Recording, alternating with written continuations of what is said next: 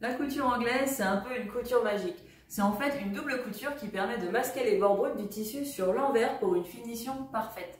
Alors, je m'appelle Émilie Lancelot et je crée des tutos couture détaillés pour t'aider à être fière de tes réalisations dès le premier essai. Tu retrouveras tout sur apprendracoudre.com ou en t'abonnant à ma newsletter dont le lien s'affiche ici ou dans la description.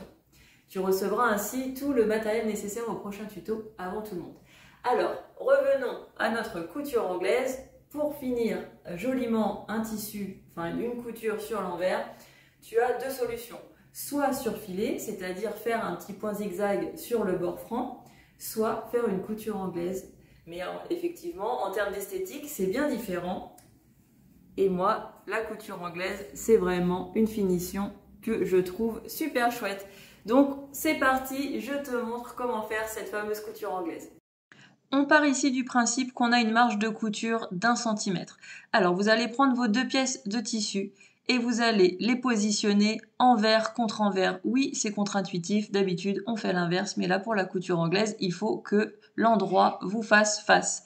Donc vous les positionnez l'un contre l'autre, on va épingler et on va piquer à 1/2 cm du bord, 0,5 cm. On pense à faire un point d'arrêt au début et à la fin de sa couture et on peut prendre un repère sur son pied presseur pour être sûr de maintenir les 0,5 cm tout le long de la couture.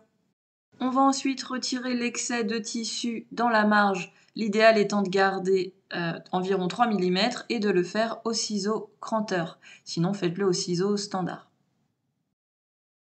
Ensuite, on va venir presser notre tissu, on va l'ouvrir et on va aplatir nos marges de couture d'un côté du tissu.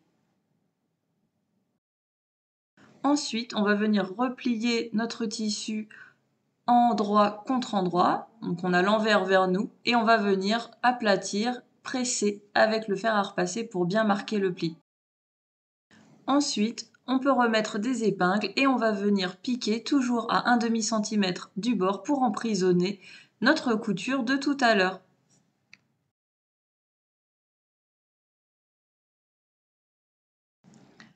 Quand on ouvre, sur l'endroit, on se retrouve avec une jolie couture classique et sur l'envers, on se retrouve avec une jolie finition avec notre marge de couture qui est prisonnière de notre deuxième piqûre. Voilà!